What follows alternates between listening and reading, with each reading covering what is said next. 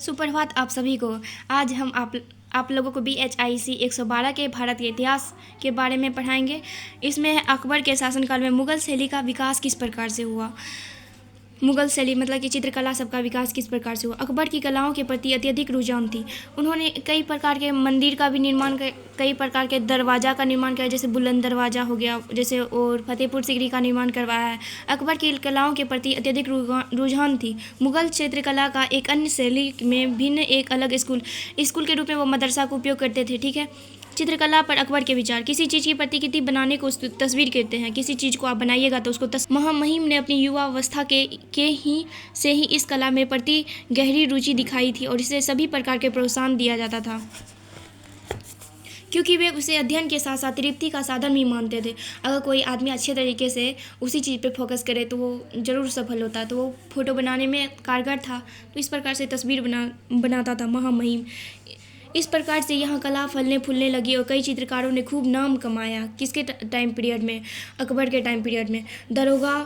दरोगा और लिपिक महामहिम के समक्ष प्रत्येक सप्ताह विभिन्न चित्रकारों के चित्र पेश किए जाते थे। एक सप्ताह पे चित्र पेश किया जाता था कि सभी आदमी को उस दरबार में पेश करना है। उसके बाद वे अकबर उन्हें अपने कार्य के अनुसार पुरस्कार देते थे। जो अच्छा फोटो होता था उनको देख अकबर उन व्यक्ति को पुरस्कार भी देते थे। वेतन में प्रति माह वृद्धि भी करते थे।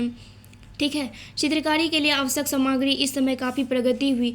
इन सामानों का मूल्य बड़ी सावधानी से आंका जाता था। रंग के मिश्रण, कोई भी फ़ोटो बनाते तो हम लोग को क्या चाहिए? पेंसिल और उसके बाद रंग सब चाहिए, अच्छे तरीके से उनको बना सके। ब्रश चाहिए। रंग के मिश्रण की तकनीकी में विशेष रूप से विकास हुआ। इस प्रकार चित्रों की बनावट में अभूतपूर्व विकास हुआ।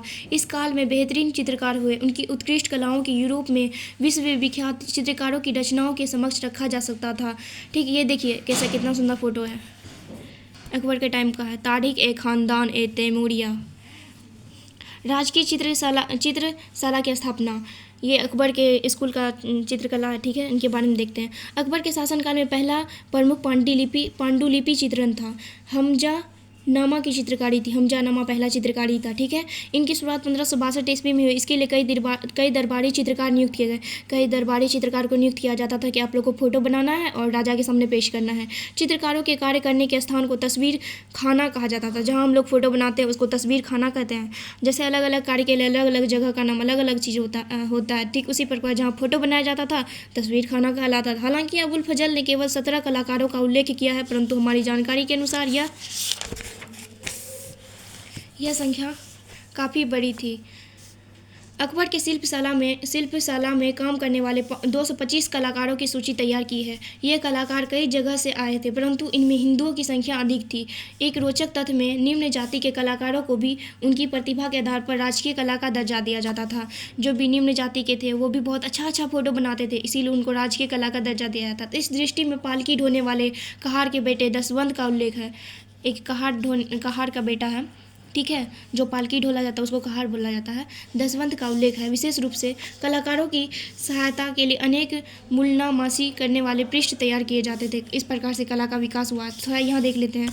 कुछ चित्रों पर 2 चित्रकार के नाम होते थे। देखिए इस पेंटिंग में देखिए कोई काम कर रहा है। जैसे कि अगर पेंटिंग बनाया जाता था, देखिए राजा के समय का पेंटिंग है, जैसे महामंत्री सब मिलकर यहाँ पे देखिए संगीत गाया जा रहा है। इधर फल का टोकरी लेके इधर मंत्री सब खड़ा है। कुछ चित्रों पर 2 चित्रकारों के नाम पाए गए हैं। यहाँ कभी कभी 3 चित्रकार मिलकर चित्र बनाते थे। अकबरनामा का एक चित्र 4 चित्रकारों ने मिलकर बनाया। अकबरनामा का चित्रकार ये तो बाबरनामा है। अकबरनामा का एक चित्र 4 चित्रकारों ने मिलकर बनाया। कोई पेंटिंग करता होगा, कोई ब्रश करता होगा, कोई कुछ करता होगा। इस प्रकार चित्रकला एक सामूहिक रूप से कार्य में सामने आती है। चित्र का आरेख, निर्माण और रंगाई चित्रकारों के 2 अलग अलग समूहों द्वारा की जाती थी। यहाँ 3 कलाकार काम कर रहे होते थे।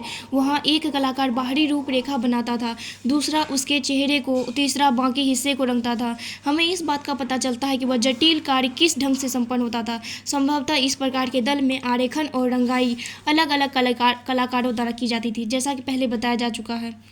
लिपिकों की सहायता से दरोगा शिल्पकला का निर्माण किया जाता था। ठीक है।